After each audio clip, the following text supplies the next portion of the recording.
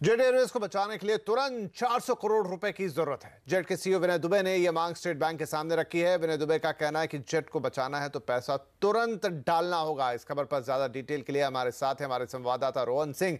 Rohan, jet की board बैठक भी बेनतीजा रही। कल एयरलाइंस को बचाने के लिए क्या कदम उठाए जा रहे हैं? 400 करोड़ रुपए की मांग रखी गई थी, क्या उस पर कोई बात आगे बढ़ी है?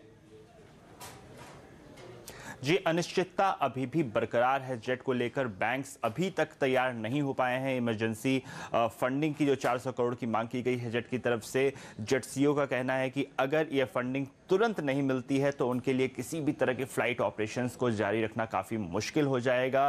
और आज या कल तक कब तक उड़ान भर पाएगी जेट, ये नहीं कहा जा सकता। इस वक्त जेट के पास सिर्फ 5 विमान हैं जो कि उड़ान के लायक हैं। उनमें से भी सभी उड़ान नहीं भर पा रहे हैं और अगर 400 करोड़ तुरंत नहीं आते हैं तो उड़ान जारी रखना मुश्किल हो जाएगा। बैंक अभी तक कोई फैसला नहीं ले पाए हैं। अगर आज की कोई महत्वपूर्ण फैसला नहीं आता है, कम से कम, क्योंकि 1500 करोड़ का वादा किया गया था, अब कहा गया है कि 400 करोड़ कम से कम इमरजेंसी फंड के रूप में रिलीज किया जाए, वो भी नहीं हो पा रहा है। और इसका जो असर हो रहा है वो तमाम जो हवाई किराए हैं जिन रूट्स पे जेट चलती थी उस पर हो रहा है। इसको लेकर भी जो बैठक हुई है वो भी बेनतीजा रही है। कल सिविल एविएशन मिनिस्ट्री ने तमाम एयरलाइंस को बुलाया था, कहा था कि अपना प्लान बताइए। एयरलाइंस की तरफ से एक प्लान बताया गया था, लेकिन जो डीजीसीए है वो इसको लेकर सहमत नहीं है, क्योंकि डीजीसीए का कहना है कि एयरलाइंस ने जो प्लान बताया है उसमें उन्होंने अपने दूर दराज की जो फ्लाइट्स हैं उससे डाइवर्ट करके जो जेट की मेन प्रॉफिटेबल फ्लाइट्स रूट्स हुआ करते थे वहां उड़ाना चाहती है। तो इसको लेकर डीजीसीए सहमत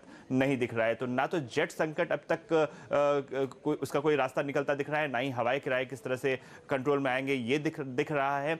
कल एक और महत्वपूर्ण बैठक होने वाली है। सिविल एविएशन मिनिस्ट्री तमाम एयरलाइंस को दोबारा से बुला रही है, तो देखना होगा कि क्या कल तक कोई फैसला होता है, क्या बैंकर्स कोई फैसला लेते हैं या फिर कोई सरकार कोई फैसला लेती है। जब तक ऐसा कुछ नहीं होता तब तक जो जेट संकट है वो यूं ही बरकरार रहने की उम्मीद है।